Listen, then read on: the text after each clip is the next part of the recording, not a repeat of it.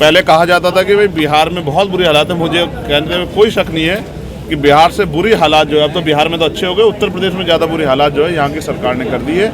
इसलिए जल्दी से जल्दी पहले लोकसभा में हमारा प्रयास रहेगा कि इस सरकार की ताकत कम हो, और आगे आने वाले विधानसभा चुनाव में भी और जितने चुनाव होंगे उन सब में हम लोग इस सरकार की ताकत कम करके कमज़ोर, शोषित, वंचित, मजलूम लोगों के राज लाने के लिए आज़ाद समाज पार्टी को ताकत देने के लिए बात की। उत्तर प्रदेश पुलिस में सर 60,000 वैकेंसियाँ निकली हैं, 50% विशेष वर्ग को दिया गया आरक्षण, और एससी को 12,000 और ओबीसी को 15,000 दिया गया। सर इस पर आप देखिए, मैं स्पष्ट कहूँ, आप भाजपा से उम्मीद करते हैं कि वो दलित पिछड़े वर्ग के लोगों के लिए कोई रोजगार या हिस्सेदारी या स्वाभिमान सम्मान की ज़िंदगी को मजबूत करेंगी, तो ये दलित पिछड़े वर्ग की गुलामी हो सकती है, बेवकूफ़ी हो सकती है। वो सरकार में आए इसलिए हैं कि दलित पिछड़े वर्गों को जो अधिकार, स्वाभिमान, सम्मान मिल रहा है वो ख़त्म किया जाए। मुझे बड़े दुख के साथ कहना पड़ा कि उत्तर प्रदेश में ऐसी एक सरकार बनी है जो दूसरी बार जिसको जनता ने मौका दे दिया, जिसके राज में यहाँ के नौजवानों को रोजगार के लिए बिहार जाना पड़ रहा है। पहले कहा जाता था कि भाई बिहार में बहुत बुरी हालात है। मुझे कहने में कोई शक नहीं है कि बिहार से बुरी हालात जो है, अब तो बिहार में तो अच्छे हो गए, उत्तर प्रदेश में ज़्यादा बुरी हालात जो है यहाँ की सरकार ने कर दी है।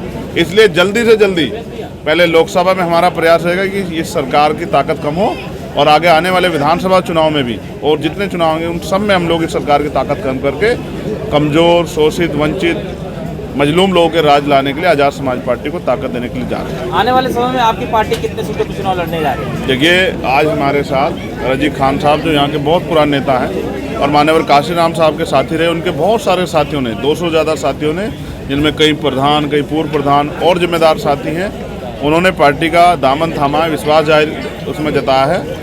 इस तरह से कारवा आगे बढ़ता रहेगा, और ये हमारे नेता लोगों का डिसीजन है कि वो कितनी सीटों पर लड़ना चाहते हैं। कहीं आप मैं पार्टी का एकमात्र सामान्य कार्यकर्ता हूं, जो पार्टी का आदेश होता है वही आप लोगों तक पहुंचाता हूं। कहीं आप ऐसा तो नहीं, जितनी सुरक्षित सीटें हैं उत्तर प्रदेश में, आजमगढ़ में, ये लालगंज है, मछली शहर है, और कई सीटें सुरक्षित, वहाँ पर आप लड़ने के विचार? देखिए, हम सिर्फ शेड्यूल कास्ट का आंदोलन नहीं चला रहे हैं, हम बहुजन आंदोलन चला रहे हैं। शेड्यूल कास्ट, बैकवर्ड माइनॉरिटी के लोगों के लिए, दलित, पिछड़े, आदिवासी, मुसलमान, जैन, सिख, बौद्ध, जो 85% बहुजन समाज के लोग हैं, उनको हम लोग राजनीतिक भागीदारी देने के लिए आंदोलन चला रहे हैं। इसलिए आप अपने मन में कोई धारणा मत बनाओ कि हम किन सीटों पर लड़ेंगे, और ये पार्टी का फैसला पार्टी बताएगी आपको। जनता के विचार हैं, हमारे नहीं है। इतने जमीनी पत्रकार मैंने पहली बार देखे जो जनता के विचार लाके बता रहे हैं, उन पत्रकारों का धन्यवाद। सर, भद्राचार्य जी ने अभी एक कमेंट किया है, और क्या आपको लगता है सर कि 2014 के बाद से जो स्थितियां बनी है, धार्मिकता और जातिवाद बढ़ा है?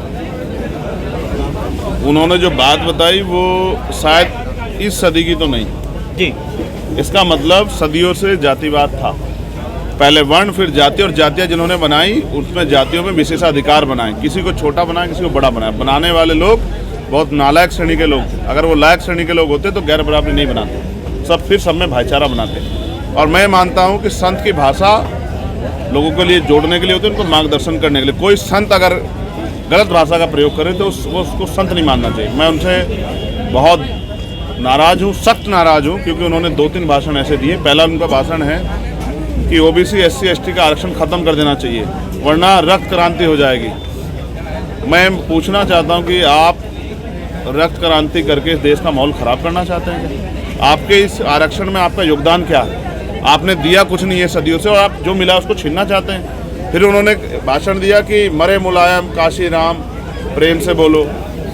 मान्यवर मुलायम सिंह जी भी और मान्यवर काशीराम साहब भी हमारे आदरणीय हैं, हमारे महापुरुष हैं। उनका योगदान है कमज़ोर वर्गों को अपने पैरों पर खड़ा करने का। अगर कोई उनका अपमान करेगा, मान्यवर काशीराम साहब हमारे पिता तुल्य हैं, गुरु हैं, और गुरु का दर्जा पिता से भी बड़ा होता है, माता से भी बड़ा होता है। अगर कोई हमारे गुरु का, हमारे रहबर का अपमान करेगा तो फिर उसको हम संविधान के जरिए सबक सिखाना जानते हैं। एक सवाल और आपसे, जिस तरह से राम मंदिर, जल्द हम उन पर मुकदमा दर्ज कराएंगे और बहुत जल्द वो आपको माफ़ी मांगते दिखाई देंगे। मेरी बात को आप याद रखें। एक राम मंदिर जिस तरह से माहौल बना के बीजेपी भाजपा सरकार कर रही है, आपको निमंत्रण मिला है क्या? नहीं, मुझे निमंत्रण नहीं मिला, मगर मैं आपको याद दिला दूं कि आप आजमगढ़ की धरती पे हैं। ये बहुजन आंदोलन की सबसे ताकतवर धरती है। सबसे पहला एमपी उत्तर प्रदेश में बहुजन आंदोलन का रामकृष्ण यादव जी के रूप में यहीं जीता, इन्हीं लोगों ने जिता के भेजा।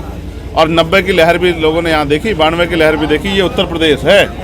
जब यहाँ मजबूती से संकल्प होते हैं तो बहुत बड़ी बड़ी लहर रुक जाती है। और अब हमारा प्रयास रहेगा कि बहुत सारी लहरों को रोक के हम जो हैं बहुजन आंदोलन यहाँ मजबूत करें, आज़ाद समाज पार्टी को ताकतवर बनाएं। सर महंगाई जिस तरह से बढ़ रही है और छात्रों को जिस तरह से नौकरी नहीं मिल रही है, पहले जो है दलित समाज या फिर दलित समाज आदिवासी समाज से जो बच्चा आरक्षण पाता था और आराम से बीएड और बीएड कर लेता था, लेकिन आज के समय में उनको जो है भारी रकम की वजह से वो बीएड नहीं कर पा रहे। महंगाई क्यों बढ़ रही है आप जानते हैं क्या? मैं आपको थोड़ा सा जानकारी दे देता हूँ मीडिया के साथियों।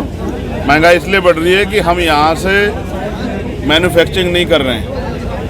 हम बहुत दुनिया में से कई देशों से बहुत सारी चीज़ें निर्यात कर रहे हैं, खरीद रहे हैं। वो वहाँ से आती, फिर उन पर टैक्स लगता है तो उनके दाम बढ़ जाते हैं, इसलिए महंगाई बढ़ रही है। और यहाँ भी सरकारों ने जिस तरह से बड़े बड़े मॉलों को, प्राइवेट इंस्टीट्यूशन को प्राइवेटाइजेशन करके बहुत सारी जो है प्राइवेट सेक्टर के लोगों को बढ़ावा दिया, उसकी वजह से महंगाई बढ़ रही है। इसलिए मेरा ये मानना है कि सरकार जो ये झूठा राग लाती है कि यहाँ की जनसंख्या ज़्यादा है, ये जनसंख्या कहने की बजाय अगर वो यहाँ रोजगार दे, रोजगार पैदा करे, बड़े बड़े इंडस्ट्रियल एरिया लगाए, तो यहीं मैन्युफैक्चरिंग होगी और यहाँ वो मैन्युफैक्चरिंग होगी तो सस्ते दाम पे लोगों तक पहुँचेगी, तो महंगाई पे भी लगाम लगेगी और रोजगार भी मिलेगा लोगों को। लेकिन ये सरकार रोजगार देना ही नहीं चाहती, क्योंकि ये सरकार तो दलित, पिछड़े और जो मुसलमान और जैन, सिख, बौद्ध, ईसाई, पारसी हैं, जो धार्मिक अल्पसंख्यक हैं, उनको जमी दर्ज करने वाली सरकार है, उनको हैंड टू माउथ करने वाली सरकार है, उनको गुलाम बनाने वाली सरकार है। इसलिए मैं फिर कहना चाहता हूँ, इनके बातों में आके अपने तरक्की के रास्ते खत्म ना करें। सर ईवीएम पे क्या?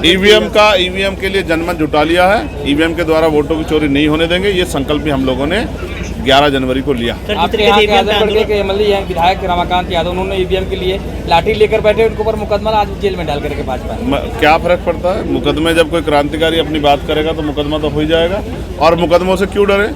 हम तो ये जानते हैं सरकार जब सरकार गलत करेगी उसके खिलाफ तो आवाज़ उठानी पड़ेगी। हमारा जमीर जिंदा है, तो ईवीएम से वोट की चोरी भी रोकेंगे और जो धोखाधड़ी भाजपा कर रही है सरकारी मशीनरी का दुरुपयोग करके उसको भी रोकने का काम करेंगे। हमारे डंडा बहुत मजबूत है।